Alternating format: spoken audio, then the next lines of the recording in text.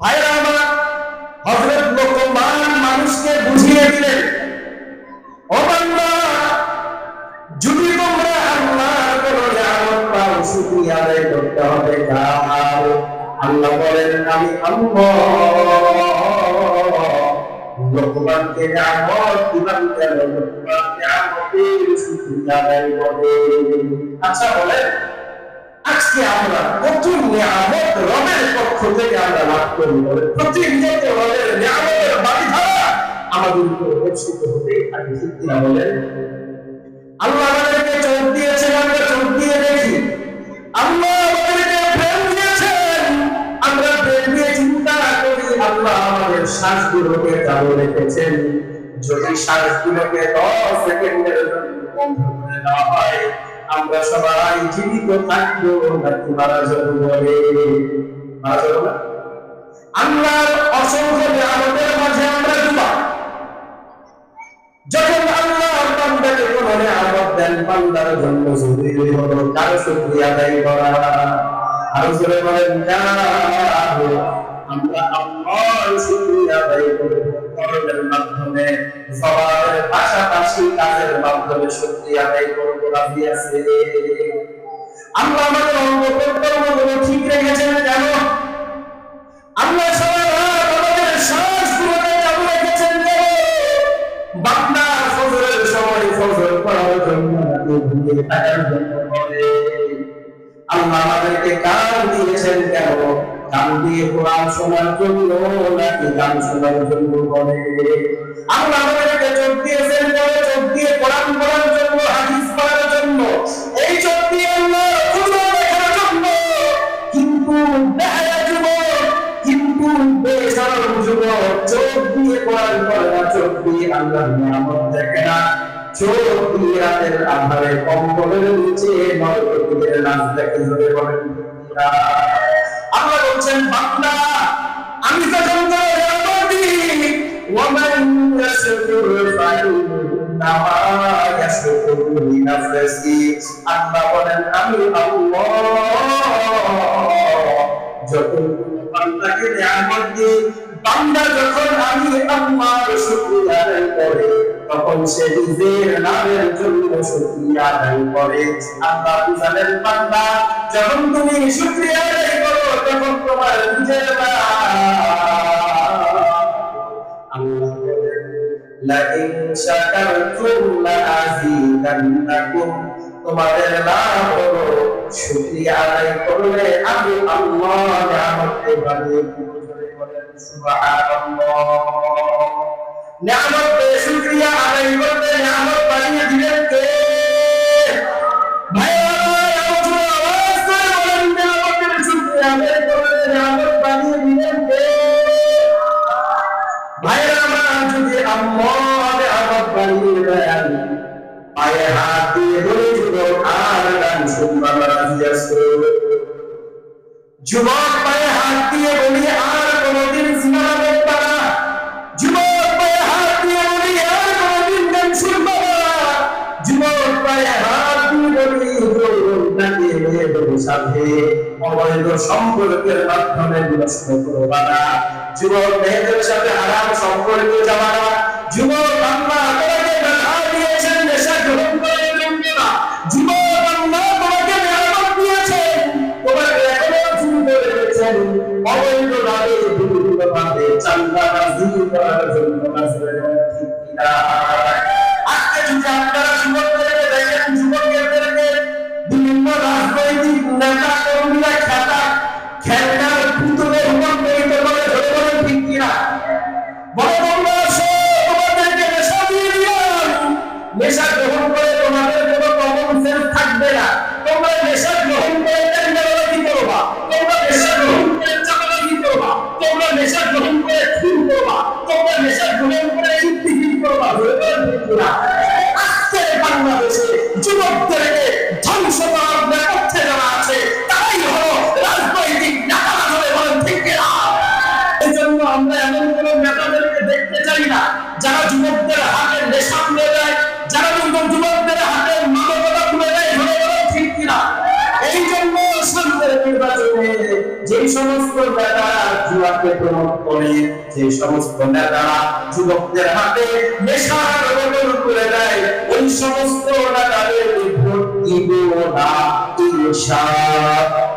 আরো জোরে বলেন ইনশাআল্লাহ, আরো জোরে বলেন ইনশাআল্লাহ। ও যুবক, তুমি নেতাদের পিছনে ঘুরে তোমার যৌবনটাকে নষ্ট করো না, কারণ কিয়ামতের দিবসে যাই করো না কেন অবশ্যই হিসাব দেওয়া লাগবে। জোরে বলেন আল্লাহ বলেন ফামান ইয়ামান মিসকালা যাররাতিন খায়রান ইয়ারা ওয়া মান ইয়ামাল মিসকালা যাররাতিন শাররান ইয়ারা। তোমরা যদি যারা পরিমাণ ভালো কাজ করো এর বিনিময় পাবে কোন দিবসে? কিয়ামত দিবসে। তোমরা যদি যারা পরিমাণ খারাপ কাজ করো এর প্রতিদান তোমরা পাবে কিয়ামত দিবসে। জোরে বলেন ঠিক কিনা? আল্লাহ বলেন ওয়া মান কাফারা ফা ইন্নাল্লাহা গানিয়্যুন হামিদ। আল্লাহ বলেন যদি মানুষেরা আল্লাহর নাশুকরি করে, জোরে বলেন কি করে? নাশুকরি করে, তাহলে আল্লাহর কোনো ক্ষতি হবে না। আল্লাহ বান্দার ব্যাপারে অমুখাপেক্ষী, আল্লাহ সর্বদাই প্রশংসিত। হয়ে আল্লাহু আকবার। যদি আমরা আল্লাহর নাশুকরি করি, যদি এক ওয়াক্ত ফজরের নামাজ না পড়ি, যদি একদিনও ফজর না পড়ি, এক ওয়াক্ত নামাজ যদি না পড়ি, আমাদের ক্ষতি হবে, আল্লাহর কোনো ক্ষতি হবে না। জোরে বলেন আল্লাহ সর্বদা সব সময় প্রশংসিত। ধরে বলেন আল্লাহু আকবার। আমার বলেন আল্লাহু আকবার। আল্লাহ বলেন ওয়ালা ইন কাফারতুম ইন্না আযাবি লাশাদীদ। আল্লাহ বলেন বান্দা তুমি যদি আল্লাহর নাশুকরি করো, আমি আল্লাহ তোমার নিয়ামতগুলোকে ছেড়ে দেব। জোরে বলেন নাউযুবিল্লাহ। এজন্য ভাইরা, যারা অবৈধ পথে সম্পদ উপার্জন করি, অবৈধভাবে বিভিন্ন কাজ করি, পায়ে হাত দিয়ে বলি দুনিয়ায় জীবন চিরস্থায়ী না, দুনিয়ার এই জীবন ক্ষণস্থায়ী। ক্ষণস্থায়ী জিন্দেগির পিছনে পড়ে নিজেদের জীবনটাকে শেষ করবো না ইনশাআল্লাহ। আরো জোরে বলেন ইনশাআল্লাহ। আল্লাহ রাব্বুল আলামিন এই সূরার নামকরণ করলেন সূরাতুল লোকমান দিয়ে। জোরে বলেন আল্লাহু আকবার। আপনাদের প্রশ্ন, বিশাল বড় সূরা আল্লাহ এই সূরার নাম সূরাতুল লোকমান কেন দিলেন? আল্লাহ পুরো বিশ্ববাসীকে হযরত লোকমানের উপদেশের দিকে ফোকাস করেছেন। জোরে বলেন সুবহানাল্লাহ। হযরত লোকমান আপন সন্তানকে কিছু উপদেশ দিয়েছিলেন। প্রতিটি বাবার দরকার হলো এই উপদেশগুলো জানা এবং আপন সন্তানকে দেওয়া। মুফাসসিরিনে কেরাম তাফসীরের মধ্যে লিখেছেন, কেউ যদি আপন সন্তানকে হযরত লোকমানের উপদেশগুলো শোনায়, তাহলে ওই বাবা সন্তানের ব্যাপারে হক আদায় করবে। জোরে বলেন সুবহানাল্লাহ। একজন বাবা হিসেবে আপনার উপর হক আছে কি না? আপনি যদি সন্তানকে এই উপদেশগুলো শোনান, তাহলে আপনি বাবার সন্তানের ব্যাপারে হক আদায় করবেন। এজন্য প্রতিদিন এই নসিহতগুলো আপন সন্তানকে শোনাবেন। রাজি আছেন? আল্লাহ বলেন ওয়াইদ ক্বালা লুকমানু লিবনিহি ওয়া হুয়া ইয়াইদুহু ইয়া বুনাইয়া লা তুশরিক বিল্লাহ। আল্লাহ বলেন হে নবী, আপনি স্মরণ করুন ওই সময়ের কথা যখন লোকমান আপন সন্তানকে উপদেশ দিচ্ছেন, আমার সন্তান তুমি আল্লাহর সাথে কাউকে শরীক করো না। ভাইরা আমার, আল্লাহ বলেন কারণ হলো ইন্নাশ শিরকা লাযুলমুন আযীম। আল্লাহ বলেন সব গুনাহই গুনাহ। ধরে বলে ঠিক কিনা? চুরি করে গুনাহ কিনা? চাঁদাবাজি করে গুনাহ কিনা? অপরের সম্পদ আত্মসাৎ করে গুনাহ কিনা? অপরের জমিন দখল করে গুনাহ কিনা? সুদ ঘুষ গ্রহণ করে গুনাহ কিনা? আল্লাহ বলেন সব ভালোভাবে শুনে রাখো, শিরিক হলো মহান গুনাহ। বলেন শিরিক মহান গুনাহ, সব গুনাহই গুনাহ, কিন্তু শিরিক সবচেয়ে বড় গুনাহ। আপনারা আমার সাথে একমত কিনা বলেন? হযরত লোকমান আপন সন্তানকে সর্বপ্রথম উপদেশের মাধ্যমে তাওহীদ শেখাচ্ছেন। জোরে বলেন, কি শেখাচ্ছেন? তাওহীদ শেখাচ্ছেন। আপন সন্তানকে নসিহত করেছেন, সন্তান তোমরা শিরকির কর্মকাণ্ডে লিপ্ত হওয়া। এখন আপনারা বলতে পারেন, হুজুর আমরা তো মুসলমান, শিরকি কর্মকাণ্ডে লিপ্ত হই না। ভাইরা আমার, আমরা অনেক সময় শিরকি কর্মকাণ্ডে লিপ্ত হয়ে যাই। ৫ ওয়াক্ত নামাজও পড়ি, হজও করি, যাকাতও দিই, সব ভালো কাজ করি, আবার বিপরীত দিকে আমরা শিরকও করি। আপনারা বলবেন, হুজুর এটা কিভাবে সম্ভব? সম্ভব আমি আপনাদের একটু বুঝাই। এখন আরবি কোন মাস চলছে বলতে পারবেন? রজব মাস। কোন মাস বলেন? এই রজব মাসে আপনি দেখবেন বিভিন্ন মাজারে মাজারে, বিভিন্ন খানকায় খানকায় বাবার নামে পশু জবাই হয়। ধরে বলে ঠিক কিনা? বাবার নামে যদি পশু জবাই হয়, ওই পশু জবাই করা, ওই পশু খাওয়া সব হারাম। ধরে বলে ঠিক কিনা? পশু জবাই হবে কারো নামে। আল্লাহ বলেন, ওয়ালা তাকুলু মিম্মা লাম ইউযকার ইসমুল্লাহি আলাইহি। আল্লাহ বলেন, আল্লাহর নাম ব্যতীত যে সমস্ত পশু জবাই করা হয়, ওই সমস্ত পশু খাওয়া যাবে।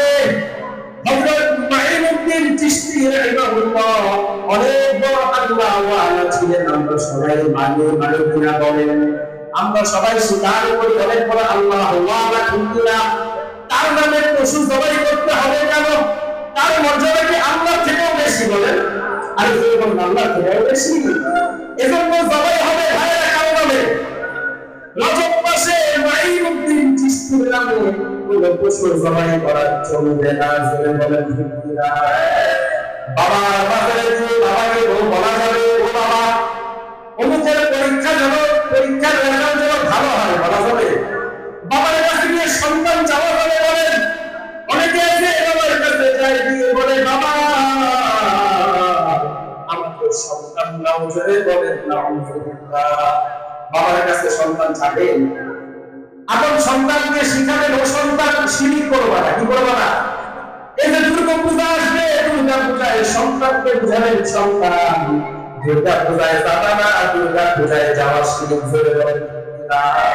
মুসলমানের সন্তান মুসলমান হয়ে দুর্গা পূজার অনুষ্ঠানে যদি যায়, তাহলে সে কেমন মুসলমান? করে বলে সে কোনদিন মুসলমান হতে পারে? আপনি কোনদিন দেখেছেন কোন হিন্দু মুসলমানদের মসজিদে আসে? দেখেছেন? আপনি কোনদিন দেখেছেন হিন্দু কোনদিন ঈদগাহে যায়? দেখেছেন? ঈদের নামাজ পড়তে আসে? দেখেছেন? ভাইরা আমার, তারা যদি মুসলমানদের মসজিদে না যায়, মুসলমানদের ঈদগাহে না যায়, আমরা কেন তাদের মন্দিরে যাবো, তাদের দুর্গা পূজায় যাবো? যে চায় পূজা যাবো, তার ইমান নাই। জোরে বলা ঠিক কিনা? সে যদি বাংলাদেশের কোন নেতাও হয়, এই সমস্ত নেতাকে আমরা নেতা বলতে রাজি না। জোরে বলা ঠিক কিনা? জুলাই বিপ্লবের পরে, জুলাই বিপ্লব আমাদেরকে শিখিয়েছে এই বাংলার জমিন শিরক মুক্ত করতে হবে, তাওহীদ প্রতিষ্ঠা করতে হবে। জোরে বলা ঠিক কিনা?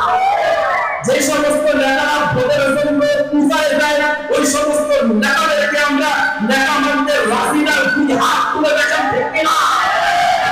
এই আল্লাহর জমিনে খিলাফত চলবে কার? এই আল্লাহর জমিনে হুকুমত চলবে কার? যারা শিরককে প্রমোট করে, মন্দির যায়, আমরা তাদের পক্ষে থাকতে রাজি না। জোরে বলেন ঠিক কিনা? আর আমার আল্লাহ রব্বুল আলামিন হযরত লোকমানের উপদেশ উল্লেখ করেছেন। হযরত লোকমান আপন সন্তানকে উপদেশ দিচ্ছেন, ও সন্তান, কোনদিন তুমি শিরকি কর্মকাণ্ডে লিপ্ত হও না। আল্লাহ বলেন, লাইন আশরাকতা লা ইয়াহবাতান্না আমালুকা ওয়া লাতাকুনান্না মিনাল খাসিরিন। আল্লাহ বলেন, ও বান্দা, তুমি যদি নামাজি হও, তুমি যদি বহুবার হজ্জকারীও হও, প্রতি বছর যদি শিরক করো তোমার সমস্ত আমল বাতিল বাতিল করে দেবে।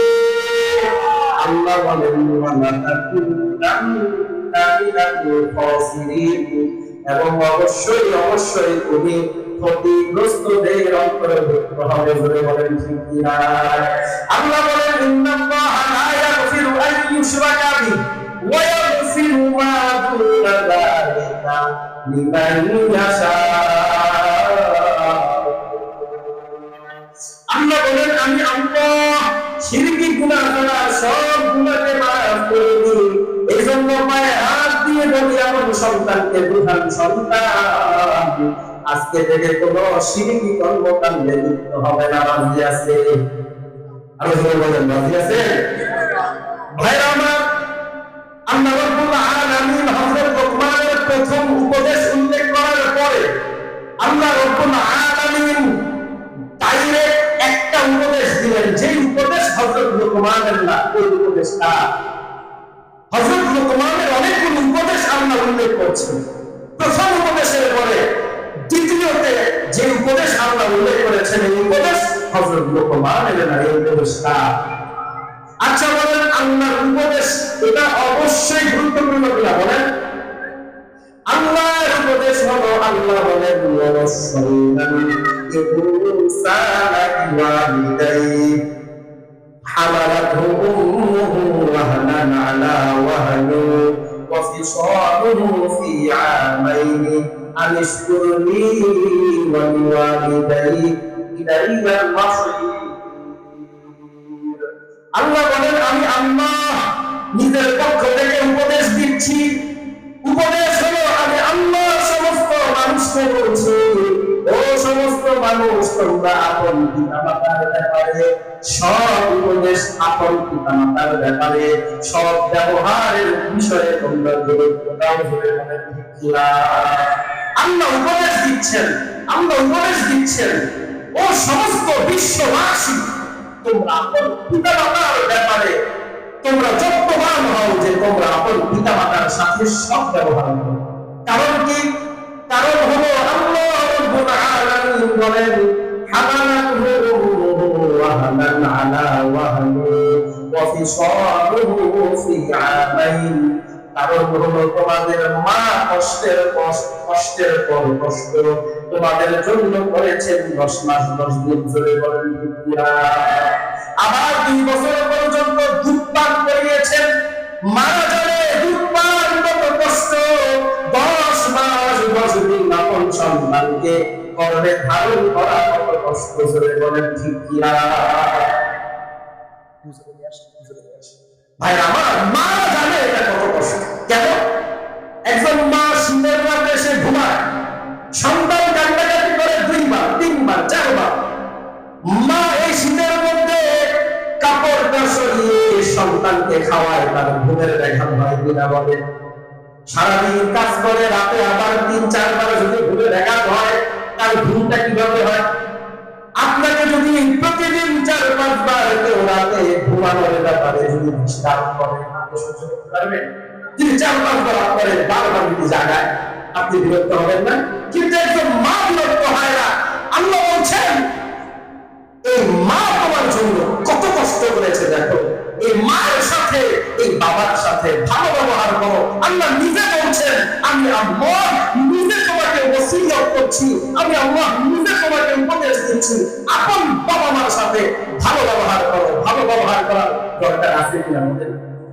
আল্লাহ বলেন ওয়ালা তানহারহুমা, কোনদিন তাদেরকে ধমক দিবে না। বহু কুলাঙ্গার যুবক আছে কিনা বাবাকে ধমক দেয়? বলে আরো যুবক আছে কিনা? বহু কুলাঙ্গার যুবক আছে কিনা আপন মাকে ধমক দেয় আছে কিনা? আল্লাহ বলেন আপন পিতামাতাকে ধমক দিবে না। ওয়ালা তানহারহুমা ওয়া কুল লাহুমা কওলান কারীমা, বরং তাদের সাথে নরম স্বরে কথা বলবে। এই জন্য আপন পিতামাতার সাথে গরম ভাবে কথা বলা যাবে। অনেক সময় এমন হয় বাবা বৃদ্ধ হয়ে গিয়েছে, ভালো করে বুঝবে না। অনেক সময় হয় না, বয়স বেশি হওয়ায় সব বিষয় বুঝতে পারেনি, কিন্তু ধমক দেয়। যদি এমন হয় বাবা অন্যায় ভাবে ধমক দিয়েছেন, চুপ করে থাকতে হবে। থাকতে হবে। বাবা যদি অন্যায়ও করে ধমক দেওয়া যাবে? আর যদি বলেন কি করা যাবে না? আপনি যদি রাগান্বিত হন, আশেপাশের সবাইকে ধমক দেন, আর স্ত্রীকে ধমক দিতে পারেন, সন্তানকে ধমক দিতে পারেন, কিন্তু ভালোভাবে শুনে রাখেন, কোনোদিন মাকে ধমক দিলেন না, কোনোদিন বাবাকে ধমক দিলেন না। নির্দেশ না।